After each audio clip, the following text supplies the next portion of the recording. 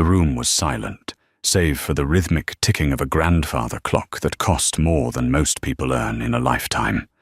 In the center of the mahogany table sat the Sterling family, vultures in designer black, waiting to pick the carcass of the empire clean. And then there was Eleanor.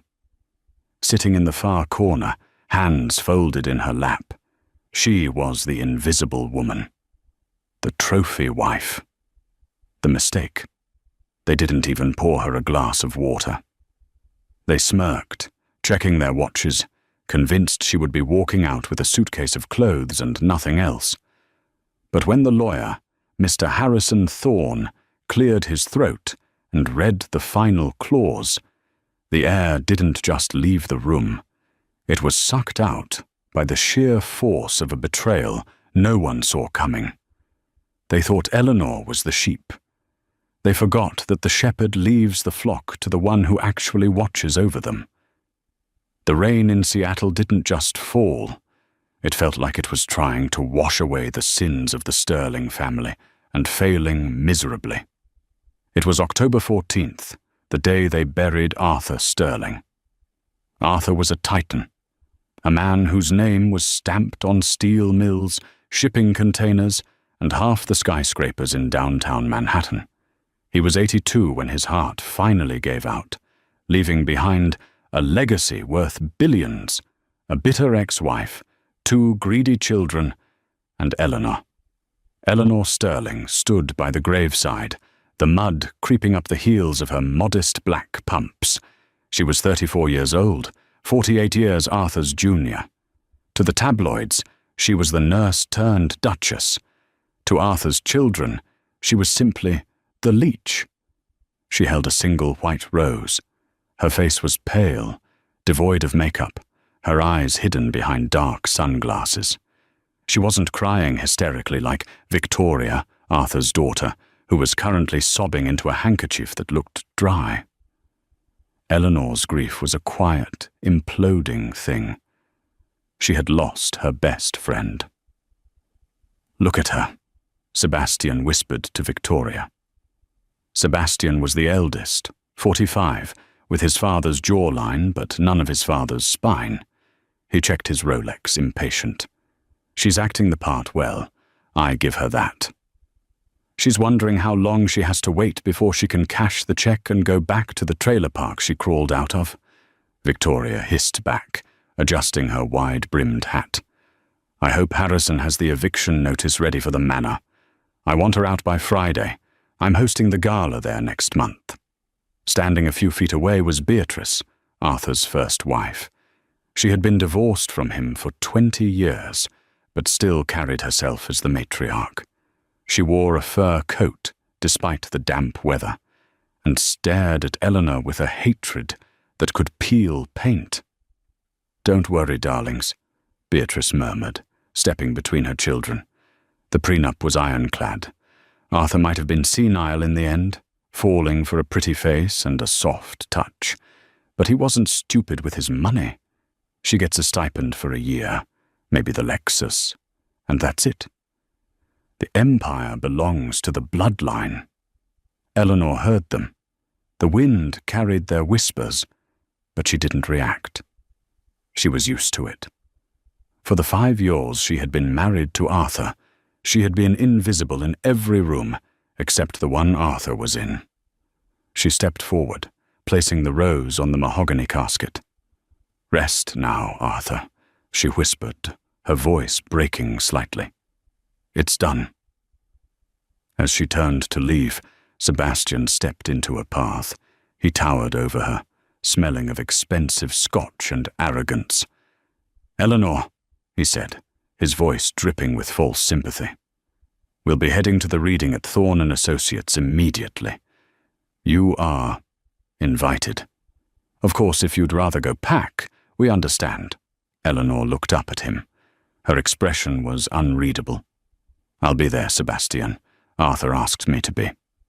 "Arthur asked a lot of things when he was medicated," Victoria chimed in, linking arms with her brother.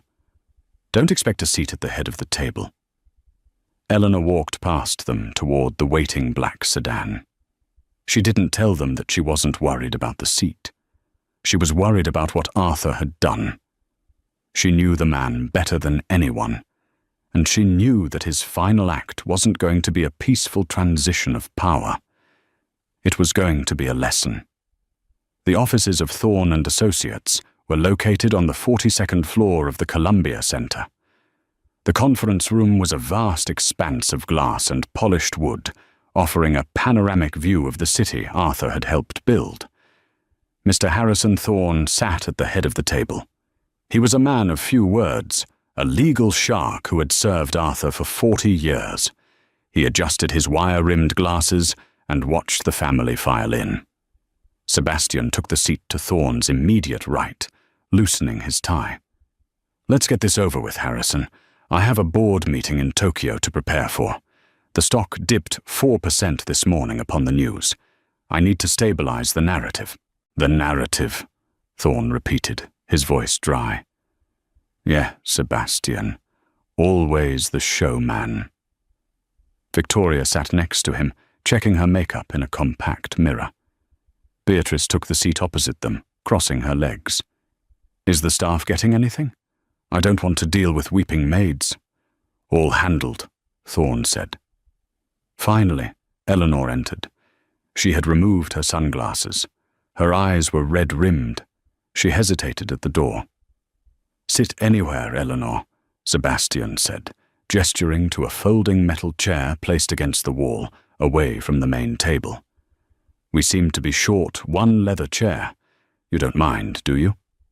It was a petty power play. There were plenty of chairs. They had just removed one. Eleanor didn't complain. She sat on the metal chair, her posture perfect, her hands clasped over her handbag. "Very well," Thorne said, opening a thick leather binder. "I will skip the preamble. Arthur was of sound mind and body when this last will and testament was amended 6 months ago." "Amended?" Beatrice sat up straighter. "He didn't tell us about an amendment." "Arthur didn't tell you a lot of things," Thorne said, his eyes flashing. "Let us begin." Thorne began to read the standard legalities. The mood in the room was tense. Sebastian tapped his pen on the table. Victoria scrolled on her phone under the table. "To my loyal staff." Thorne listed generous sums. 10,000 for the gardener, 50,000 for the cook, 100,000 for his driver of 30 years. "Touching," Victoria muttered. "Can we get to the assets? The properties? The holding company?" Thorne looked over his glasses at her. "Patience, Victoria. To my first wife, Beatrice," Thorne read. Beatrice smirked, smoothing her skirt. "Finally. I leave the sum of $1. The room went dead silent. Beatrice froze. "Excuse me?" $1, Thorne repeated clearly. Arthur's note reads, "Because you never spent a dime of your own money while we were married, I'm giving you the first one you'll ever earn. Frame it." Sebastian choked back a cough that might have been a laugh until he saw his mother's face turning a violent shade of purple. "This is outrageous," Beatrice screamed, slamming her hand on the table. "I built that company with him in the early days. I hosted the dinners. I raised his children." "You raised nannies who raised his children," Thorne corrected calmly. "And the divorce settlement 20 years ago gave you $50 million. Arthur felt that was sufficient." Beatrice sank back into her chair, trembling with rage. Eleanor in the corner didn't smile. She knew Arthur's bitterness toward Beatrice was deep, but hearing it out loud was painful. "Now," Thorne continued, turning the page, "to my daughter Victoria." Victoria straightened up, pushing her hair back.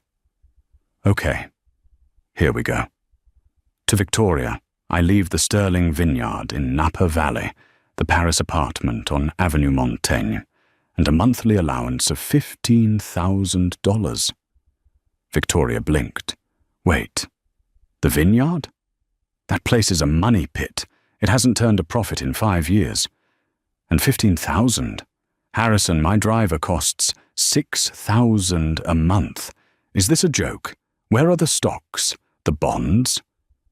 The vineyard is yours, Victoria, Thorne said.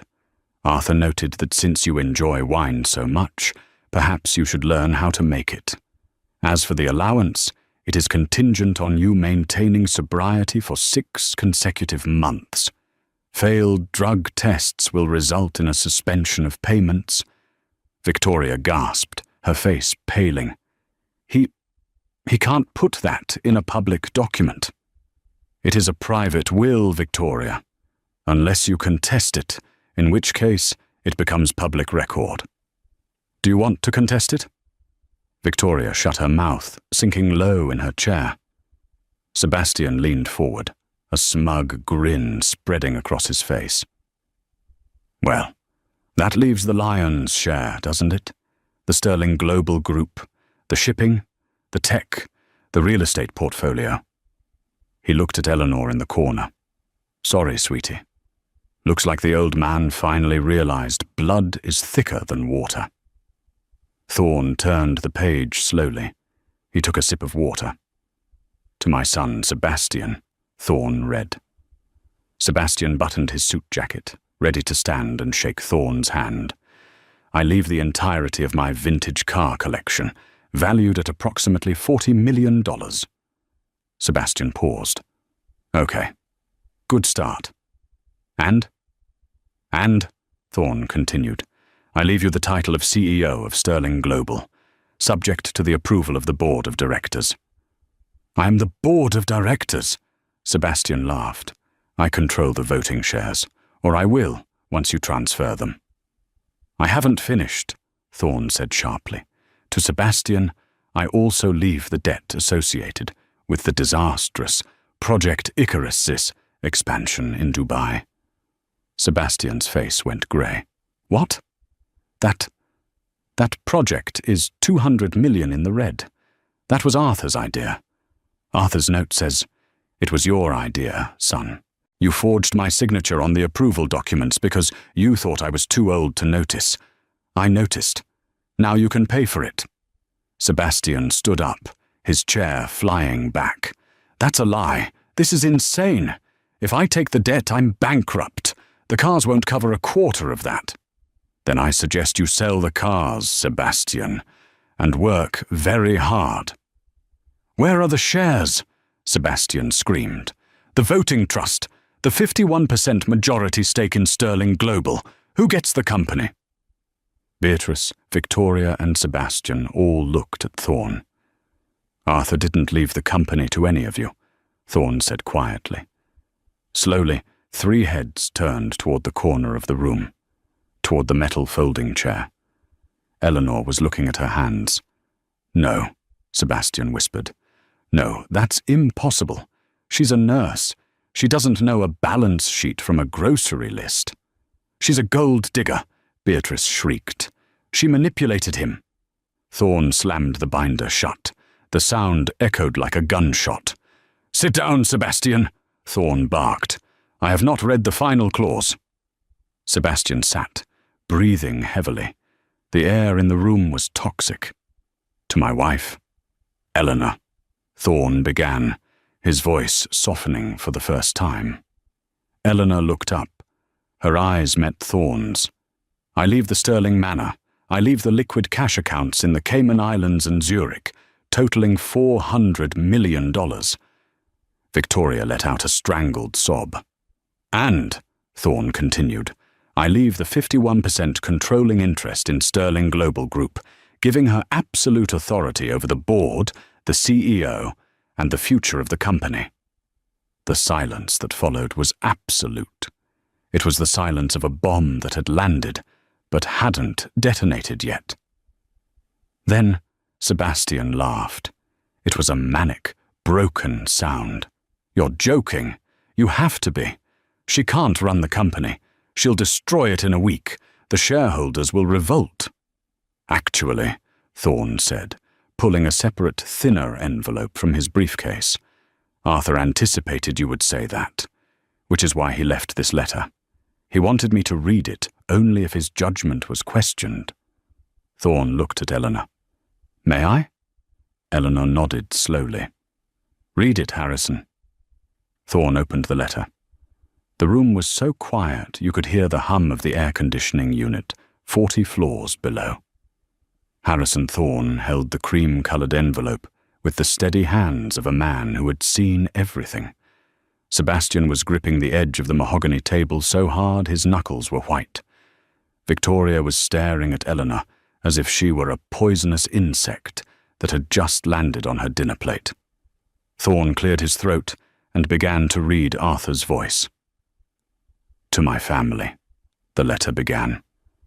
"If Harrison is reading this, it means Sebastian has claimed he is the only one fit to run the company.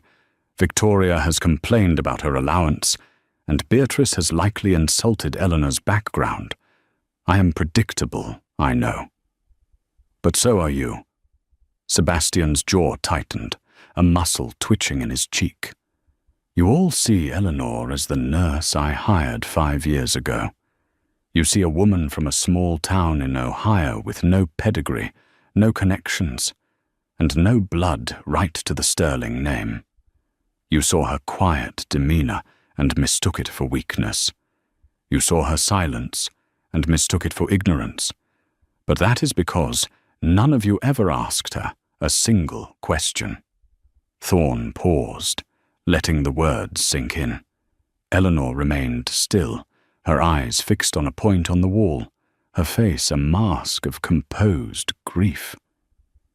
"You didn't ask her about her master's degree in economics from the University of Chicago, which she obtained on a full scholarship while working nights.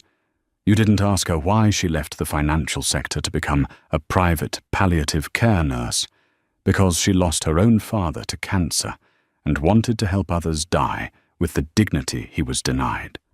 And you certainly didn't ask her what we did during those long nights when my insomnia kept me awake." Thorne looked up over his glasses. "You thought she was reading me bedtime stories?" "No. For the last 3 years, Eleanor has been my eyes and ears.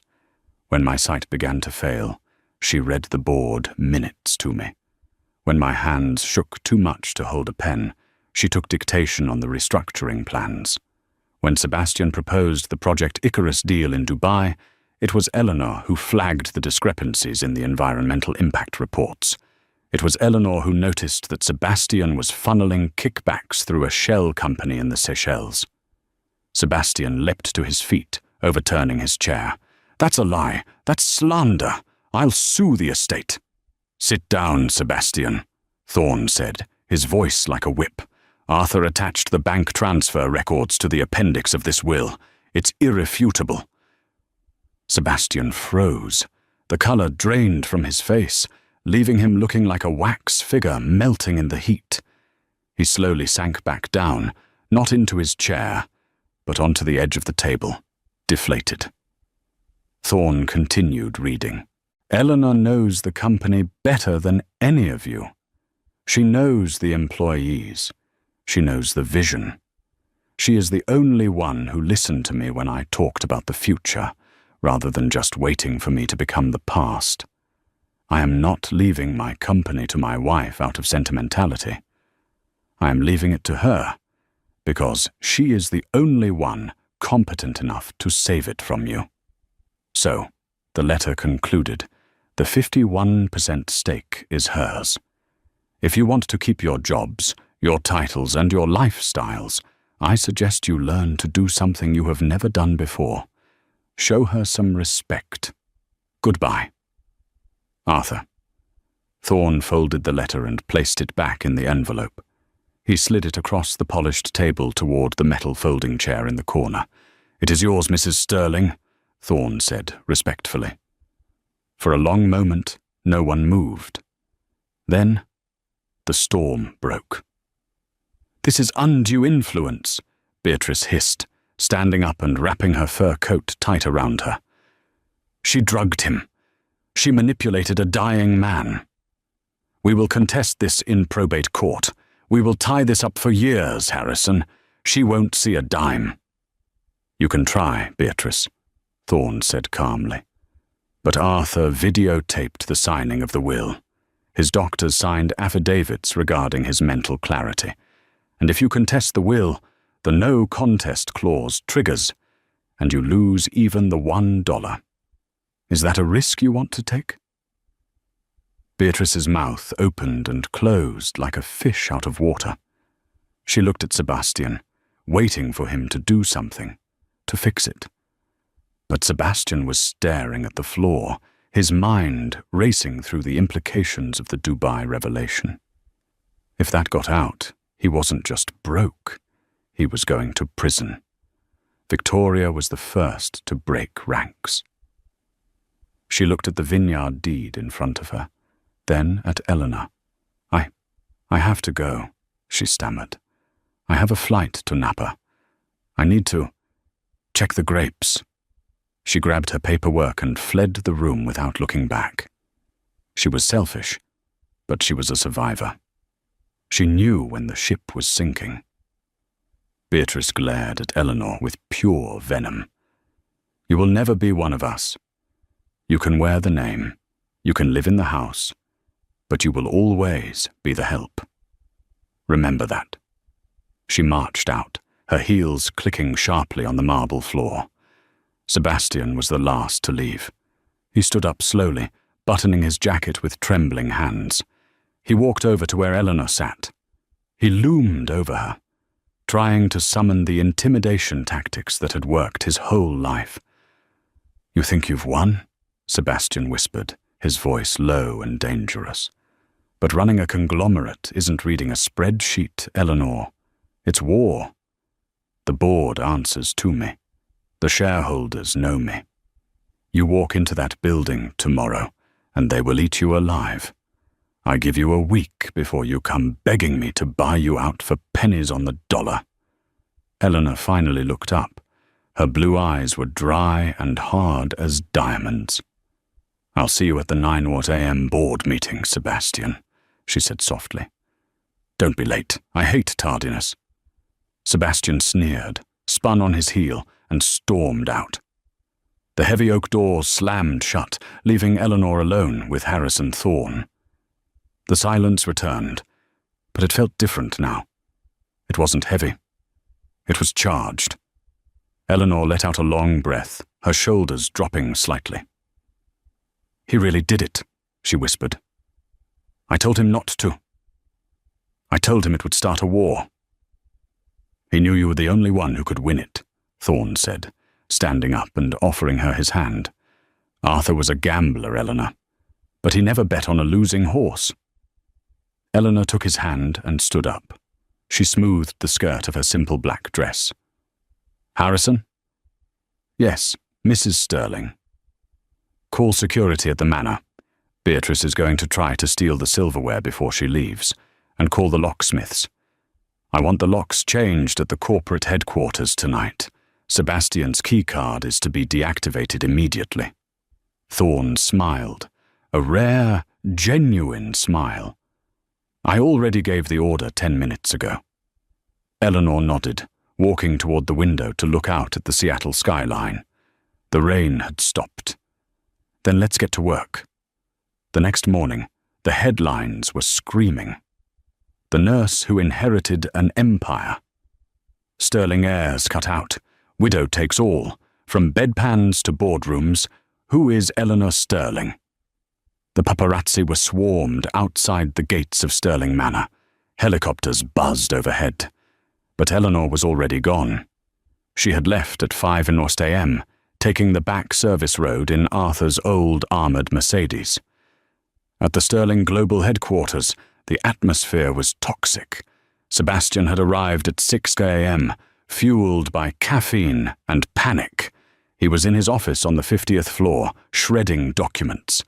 The hum of the industrial shredder was the soundtrack to his unraveling. He had spent the night calling board members. She's incompetent, he had told them. She's a gold digger. If we let her take the chair, the stock tanks. We need a vote of no confidence immediately. Most of the board was old, conservative, and loyal to the Sterling name, which, to them, meant Sebastian. They agreed to back him.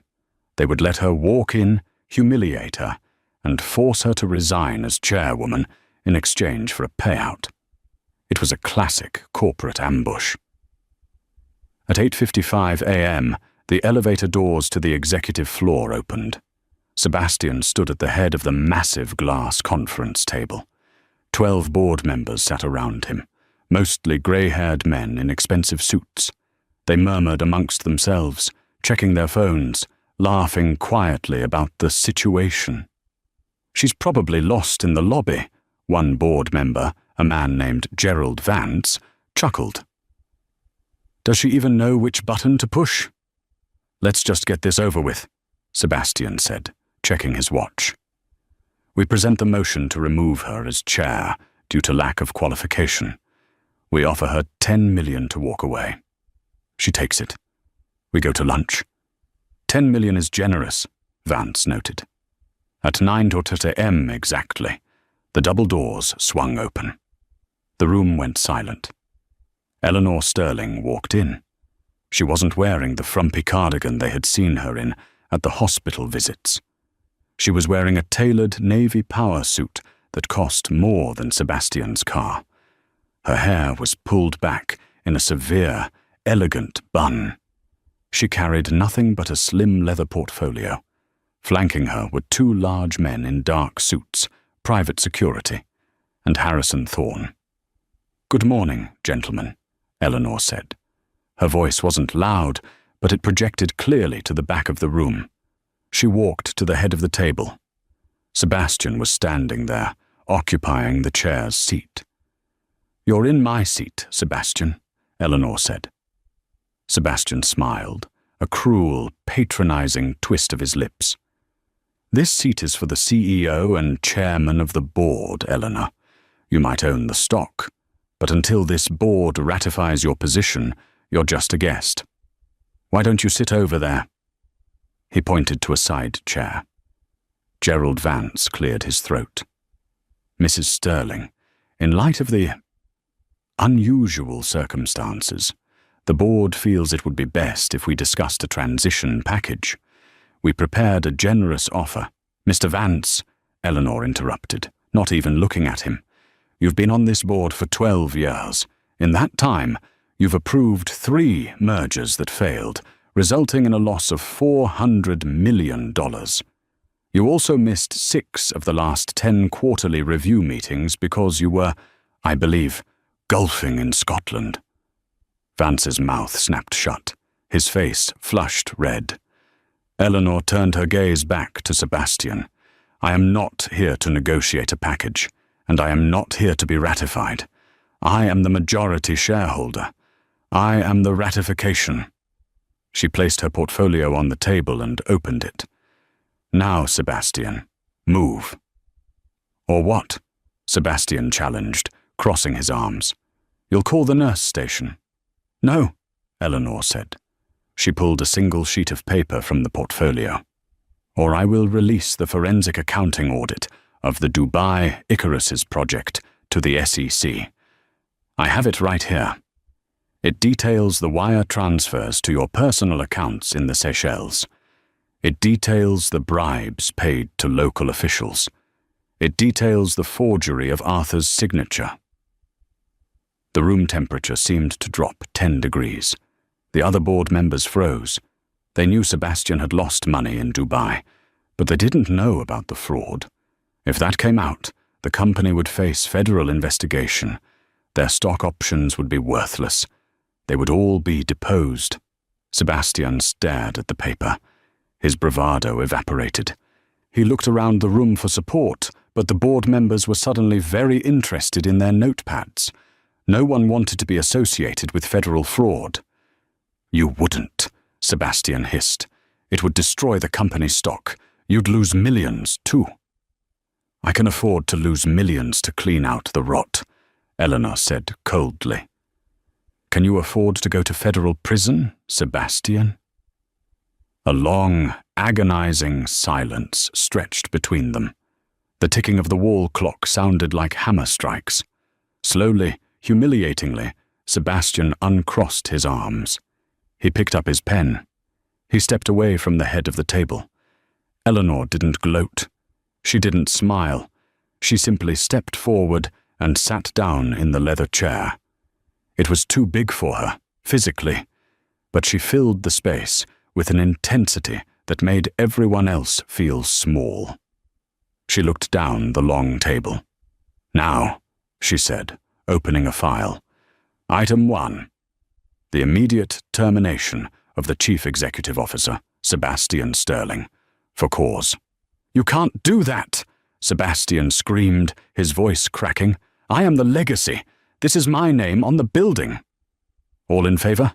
Eleanor asked the room. She raised her hand. Harrison Thorne raised his hand. Gerald Vance, sweating profusely and looking terrified of the woman who knew about his golf trips, slowly raised his hand. One by one, the other board members raised their hands. They were sharks, and they had just realized there was a bigger predator in the water. They turned on Sebastian instantly. "Motion carried," Eleanor said. She looked at the security guards. "Please escort Mr. Sterling from the building. He is to take nothing with him. No laptop, no phone, no files." "This isn't over!" Sebastian shouted as the guards grabbed his arms. He was dragging his feet as they hauled him toward the door. "You think you can run this? You're nothing! I'll kill you! I'll kill you for this!" His threats echoed down the hallway until the doors swung shut. Eleanor took a deep breath. Her hands were shaking slightly beneath the table, but her face remained made of stone. "Item 2, she said, addressing the stunned room. "We are going to audit every department. If you have been skimming, if you have been lazy, if you have been riding Arthur's coattails, your time is up.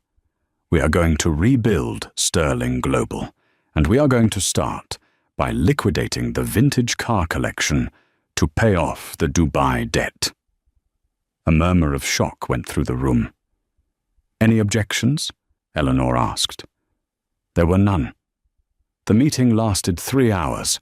By the time Eleanor walked out of the boardroom, she was exhausted. Her adrenaline was crashing. She walked into the CEO's office, her office now, and closed the door. She slumped against the heavy wood, closing her eyes. She had done it. She had survived the first wave. But as she walked over to the massive desk, she noticed something. Arthur's private safe, hidden behind the painting of the original Sterling steel mill, was slightly ajar. Eleanor frowned. Sebastian hadn't had the combination. Only Arthur and Eleanor knew it. She walked over and pulled the painting back. The safe was empty. Arthur kept a specific ledger in there, a black book. It wasn't about money. It was about people. It contained the blackmail material he had gathered over 50 years on politicians, judges, and rivals. It was the insurance policy that kept the Sterling family untouchable. It was gone. Eleanor's blood ran cold. She grabbed the desk phone and dialed security. "Did Sebastian enter this office before the meeting?" "Yes, Miss Sterling," the guard replied. "He was in there for about 20 minutes around 7 a.m. Eleanor hung up. Sebastian didn't just want the company, he wanted revenge. And if he had the black book, he didn't need the CEO title to destroy her. He could burn the entire city down. Her phone buzzed. It was an unknown number. She picked it up. "Hello?" "Check your email, nurse." Sebastian's voice rasped. He sounded drunk or manic or both. "You took my chair, so I took your leverage. Let's see how you handle the sharks when you're bleeding." Eleanor opened her laptop. An email from Sebastian had just arrived. The subject line read, "The truth about Arthur's death." She clicked it open. It wasn't a file from the safe. It was a video file, dated the night Arthur died. Eleanor clicked play, and her heart stopped. The video on Eleanor's laptop screen was grainy, taken from a hidden security camera installed in the corner of Arthur's bedroom ceiling, a camera Arthur had installed years ago due to paranoia about staff theft, and one he had promised Eleanor was deactivated. The timestamp read October 11th, 11:47 p.m. 2 days before he died, the footage showed Arthur lying in his hospital bed, set up in the master suite. He was writhing, his frail body convulsing with pain that the standard morphine drip couldn't touch. The audio was faint, but his groans were gut-wrenching. Eleanor entered the frame. She was wearing her nightgown. She sat by the bed, holding his hand, stroking his hair. You could see her crying. Then Arthur grabbed her wrist. His voice, raspy and desperate, cut through the static. "Ellie, please, no more. I can't do another night. Help me, like you promised." Eleanor shook her head frantically in the video. "Arthur, I can't. The doctor said, damn the doctors. They aren't dying in this bed. Ellie, if you love me, end it. The big vial in the safe. Please." The video showed Eleanor hesitating for agonizing minutes. She paced the room. She wept. Finally, broken by his suffering, she walked out of frame. She returned a moment later, holding a small glass vial and a syringe. With trembling hands, she injected the contents into his IV port. Arthur's thrashing slowed. His breathing hitched, then smoothed out. He looked at Eleanor with profound relief. "Thank you," he whispered. "My good girl." 10 minutes later, he was asleep. 2 days later, his heart stopped. The video ended. Eleanor stared at a black screen, tears streaming down her face, just as they had that night. It wasn't murder. It was an act of supreme love. It was the hardest thing she had ever done. But to the outside world, to a prosecutor, it was a young wife giving her rich, elderly husband a lethal injection days before inheriting billions. Her phone rang again.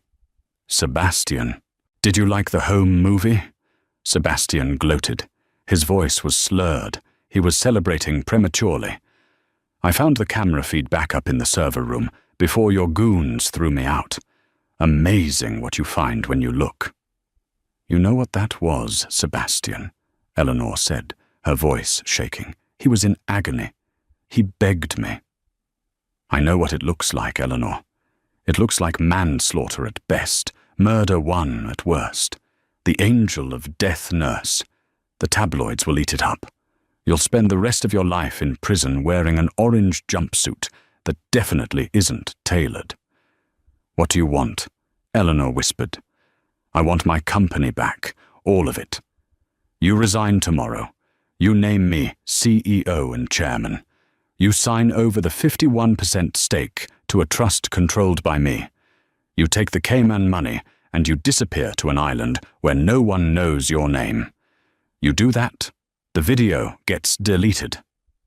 "And the black book?" Eleanor asked, gripping the desk. "The ledger you stole from the safe." Sebastian laughed darkly. "That's my insurance policy, in case you get buyer's remorse later. That stays with me. You have until noon tomorrow to announce your resignation. If not, I send the video to the district attorney at 12:01 p.m. TikTok, nurse." He hung up. Eleanor felt like the walls of the massive corner office were closing in on her. She had outsmarted them financially, but she hadn't prepared for this level of viciousness. Sebastian was willing to burn his father's memory to the ground to destroy her. She needed Harrison Thorne, but could she tell him? This was a felony. If she told him, he might be obligated to report her to protect the firm. She was truly, completely alone. She spent the next hour watching the rain hit the windows. She imagined prison. She imagined Arthur's legacy being run into the ground by Sebastian. She thought about the promise she made to Arthur to protect what he built. Arthur was a gambler, Eleanor, but he never bet on a losing horse. Harrison's words echoed in her mind. Arthur knew Sebastian was venomous. He wouldn't have left Eleanor defenseless. He must have known about the camera. Suddenly, Eleanor stood up. The safe. Sebastian had cleaned out the black book and the cash Arthur kept there. But Arthur had a false bottom installed in that safe 3 years ago. Eleanor remembered because the installer had flirted with her, and Arthur had fired him on the spot. She ran to the safe. It was empty, the velvet lining torn where Sebastian had roughly grabbed the contents. She felt along the bottom edge until her fingernail caught a tiny groove. She pulled up. A thin metal plate lifted. Underneath lay a small digital voice recorder. Eleanor grabbed it, her heart hammering against her ribs. She pressed play. It was Arthur's voice, strong and clear, dated October 10th, the day before the injection. "My name is Arthur Penhaligon Sterling. Being of sound mind, I am making this recording to absolve my wife, Eleanor, of any guilt for the actions I am about to force her to take."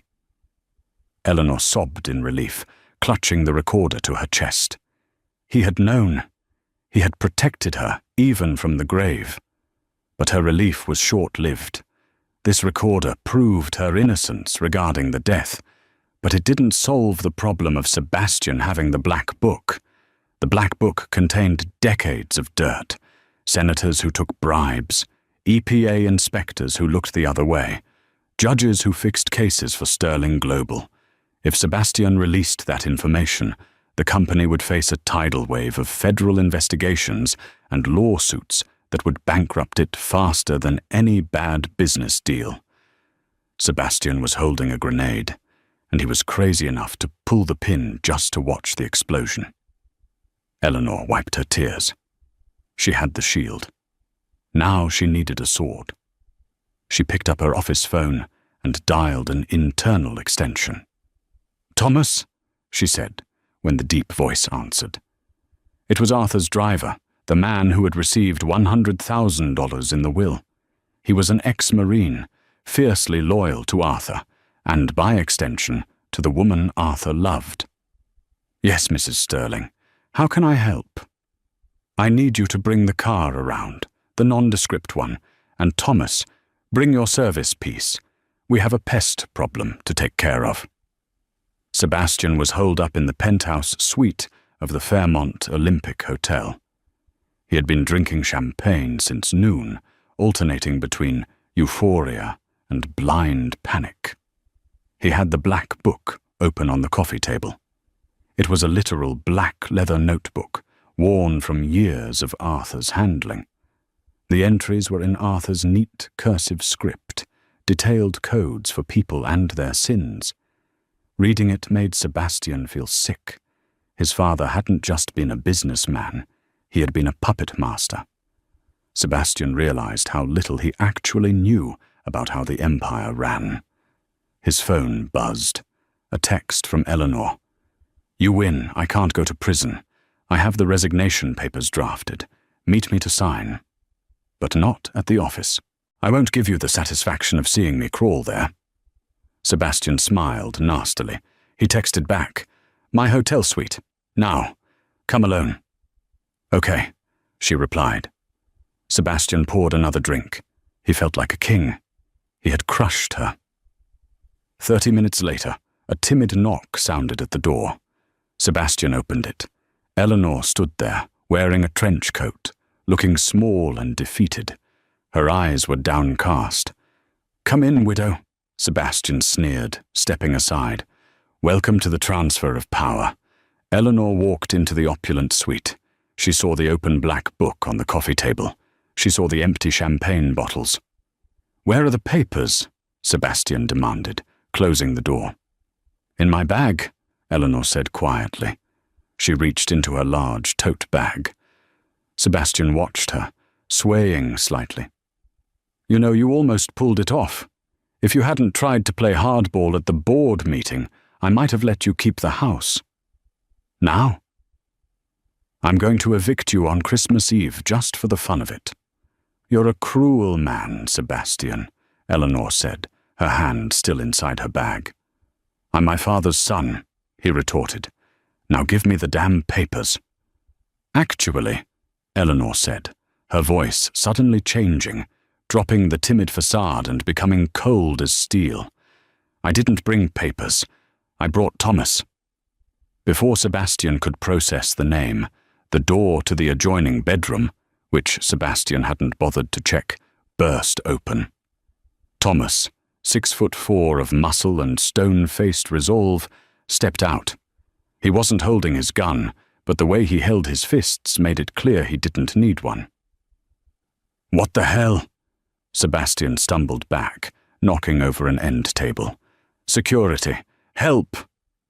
"No one is coming, Sebastian," Eleanor said calmly, pulling the digital recorder from her bag instead of papers. "I bought out the floor." "You set me up! You can't do this! I have the video!" "The video where I fulfilled a dying man's wish?" Eleanor pressed play on the recorder. Arthur's voice filled the room, clearly stating his intent to end his own life, and his instruction for Eleanor to assist him, absolving her of all guilt. Sebastian's face went white. "No, that's fake." "It's authenticated by time and date stamps within the device," Eleanor said. "The district attorney might still frown on assisted suicide, but with this tape, no jury in the world will convict me of murder. At worst, I get probation and a sob story movie made about me. Your leverage is gone." Sebastian looked wildly at the coffee table, at the black book. He lunged for it. Thomas moved faster than a man his size should be able to. He intercepted Sebastian, grabbing him by the collar of his expensive shirt and slamming him against the wall. It wasn't a gentle shove. It was a wall-rattling impact that knocked the wind out of Sebastian. Thomas held him there, feet dangling slightly off the floor. Sebastian gasped, terrified. Eleanor walked over to the coffee table. She picked up the black book. It felt heavy in her hands, the weight of 50 years of corruption. She looked at Sebastian, pinned to the wall like a butterfly in a display case. "You were going to use this," she said, tapping the cover. "You were going to threaten Senator Davies. You were going to expose the EPA bribes for the Ohio plant. Did you even think about what would happen? The federal investigations wouldn't just hit the company, Sebastian. They would hit you. You signed the last 3 EPA compliance reports. You would have sent yourself to prison just to hurt me." Sebastian wheezed. "Please, Eleanor, we're family." "No," Eleanor said. "We're really not. Beatrice made sure I knew that yesterday." She nodded to Thomas. "Let him go." Thomas released him. Sebastian slid down the wall, coughing, rubbing his neck. "What are you going to do?" Sebastian asked, his voice trembling. Eleanor walked to the fireplace in the corner of the suite, where a gas fire was gently burning. "Arthur built an empire on leverage," Eleanor said, staring into the flames. "He kept this book because he was afraid. He was afraid that if he didn't have a gun to everyone's head, they would take what was his." She turned to face Sebastian. "I'm not afraid, Sebastian, and I don't want to run a company that relies on this." She tossed the black book into the fire. Sebastian screamed. "No! Are you insane? That's worth billions! That's the real power!" He scrambled toward the fireplace, burning his hands trying to retrieve it, but the dry pages caught instantly. The flames licked up around the leather cover, curling the pages filled with decades of secrets. Eleanor watched it burn. It's over. The era of Arthur Sterling's shadow games is over. The company is going to run clean from now on, or it's going to fail. But it will be honest. She looked down at Sebastian, who was kneeling on the hearth, staring in horror at the ashes of his last hope for dominance. "You have 2 choices, Sebastian," Eleanor said coldly. 1. I release the audit of your Dubai fraud to the FBI tomorrow. You go to prison for 10 years. Sebastian looked up, tears mixing with the soot on his face. Or 2, Eleanor continued. You check yourself into the rehab facility in Arizona that I've already paid for. You stay there for 6 months. You get clean. When you get out, if you are sober, I will give you a mid-level management position in the logistics division in Omaha. You will earn a salary of $80,000 a year, and you will learn how to actually work. Sebastian stared at her. Omaha. $80,000. It was a fate worse than death for a sterling. Those are the terms, Eleanor said, motioning for Thomas to open the door. The car to Arizona is downstairs. It leaves in 10 minutes. If you aren't in it, I call the FBI. Eleanor walked out of the suite, Thomas falling in step behind her, leaving Sebastian alone with the dying embers of his father's darkest legacy. 1 year later. The grand ballroom of the Sterling Manor had not seen a party like this in 2 decades. Under Beatrice's reign, the annual galas had been stiff, suffocating affairs where laughter felt like a contraband item. Under Eleanor's hand, the room was alive. The theme was New Horizons. The heavy velvet drapes had been pulled back to reveal the floor-to-ceiling windows looking out over the illuminated gardens. The guest list had changed, too. Gone were the sycophants and the corrupt politicians who used to crowd around Arthur, hoping for a favor. In their place were innovators, scholarship recipients, and the hard-working staff of Sterling Global, who had previously never been allowed past the service entrance. Eleanor stood at the top of the grand staircase. She wore a gown of shimmering silver, not black. She was done mourning. She looks different, a voice whispered near the champagne fountain. She looks like she owns the place, another replied. She does own the place. Eleanor descended the stairs, the crowd parting for her like the Red Sea. She didn't walk with the tentative steps of the lonely wife anymore. She moved with the fluid grace of a woman who had survived the fire and forged herself in the heat. She made her way through the room, greeting board members by name. Sterling Global stock was up 18% since she took over. She had sold off the toxic assets, settled the Dubai lawsuits, quietly and expensively, but honestly, and pivoted the company toward renewable energy shipping. The nurse had diagnosed the company's cancer and cut it out. Near the orchestra, she saw a familiar face. Victoria looked tired.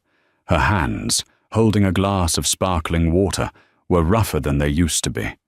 Her nails were short, no longer manicured to lethal points. "Hello, Victoria," Eleanor said, stopping beside her. Victoria jumped slightly, then offered a weary smile. "Eleanor, quite a party. How is Napa?" "Hard," Victoria admitted, taking a sip of water. She had been sober for 11 months. "The harvest was difficult. We lost 20% to the frost. I had to be out there at 3 a.m. with the frost fans. I broke a heel in the mud." "But you saved the crop. Most of it," Victoria said. She looked at Eleanor, her eyes searching. "I actually made wine, Eleanor. I mean, I didn't just drink it. I made it. It tastes better this way." "I'm glad to hear that," Eleanor said sincerely. "Arthur would be proud." Victoria looked away, blinking back tears. "I don't know about that, but I'm proud and thank you for not cutting me off completely when you could have." "Family is complicated," Eleanor said softly. "Enjoy the evening, Victoria." She moved on. She hadn't forgiven them, not fully, but she had chosen not to carry the poison of revenge. That was Arthur's way, and it had killed him in the end. Then she saw Beatrice. Beatrice hadn't been invited, but she had come anyway. She sat at a corner table, clutching her purse, looking like a ghost haunting her own former life. No one was talking to her. The socialites she had ruled over for years now ignored her, drawn instead to the power radiating from Eleanor. Eleanor walked over. "Beatrice, Eleanor nodded. Beatrice looked up. Her face was a map of bitterness. "You changed the curtains?" she spat. "These are hideous." "They let the light in," Eleanor replied calmly. "Something this house has needed for a long time." "You think you've won," Beatrice hissed. "But you're still alone, Eleanor. You have no children. You have no history. When you die, who will remember you?" Eleanor smiled. It wasn't a cruel smile. It was a smile of absolute peace. "The people I help will remember me, Beatrice. That's enough." Eleanor signaled a waiter. "Please bring Mrs. Sterling a glass of whatever she likes, and then call her a car. She looks tired." She walked away, leaving Beatrice alone with her spite. Beatrice had her $1 framed in a cheap plastic frame in her small apartment, a constant reminder of the love she never gave. Eleanor took the stage as the music died down. She adjusted the microphone. "Thank you all for coming," she said. The room went silent. "A year ago, I stood in a lawyer's office and was told that I was nothing. I was told that because I didn't have the name, or the blood, or the ruthlessness of the Sterling legacy, I couldn't lead." She looked out at the crowd. "But leadership isn't about how loud you can scream, or how much you can steal. It's about care. It's about noticing the things others ignore. For years, I was the invisible wife. I sat in the corners. I listened.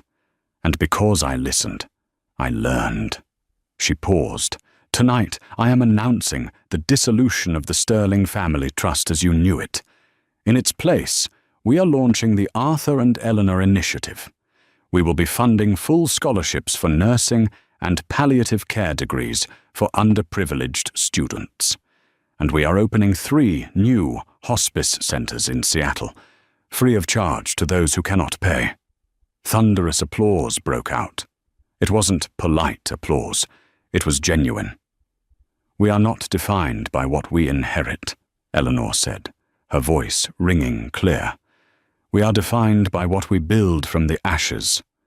Thank you." As the applause washed over her, Eleanor stepped off the stage. Harrison Thorne was waiting for her at the bottom, holding a tablet. "Excellent speech, Mrs. Sterling," he said. "Also, we received an email from the Omaha branch." "Sebastian?" Eleanor asked, stopping. "Yes, it's a performance review from his supervisor. Apparently, he reorganized the loading dock schedule and increased efficiency by 15%. He asked if he could come home for Christmas." Eleanor thought about it. She thought about the man who had tried to blackmail her. She thought about the scared boy she had seen in the hotel room. "Tell him," Eleanor said slowly, "that if he keeps his numbers up through Q4, he can come for dinner. But he sleeps at a hotel." Thorne smiled. "Very good, Mum." Eleanor walked out onto the balcony. The rain had started again, the classic Seattle drizzle. She took a deep breath of the cool air. She was 35 years old. She was a billionaire. She was the CEO of a global empire. She looked down at her ring finger. She still wore Arthur's ring, but on her right hand now. She wasn't the lonely wife anymore. She was Eleanor. And for the first time in her life, when she looked out at the horizon, she didn't see a shadow. She saw only light. And that is the incredible story of Eleanor Sterling. She proved that sometimes the quietest person in the room is the one you should fear the most, and the one who deserves the most respect. The family thought they could crush her because she was just a nurse, but they forgot that nurses are the ones who clean up the mess, handle the pain, and hold the hand of death without blinking. Eleanor burned the black book because she knew true power doesn't come from blackmail. It comes from integrity. She saved the company by destroying its dark past. So here is my question for you. If you were Eleanor, Would you have burned that book, or would you have kept it for protection? And would you have invited Sebastian back for Christmas? Let me know in the comments below. If you enjoyed this story of justice, betrayal, and sweet revenge, please smash that like button. It really helps the channel. Subscribe and hit the notification bell so you never miss a story. We have a crazy one coming up next week about a lottery winner whose husband tried to hide the ticket. You don't want to miss it. Thanks for watching, and remember, be careful who you underestimate.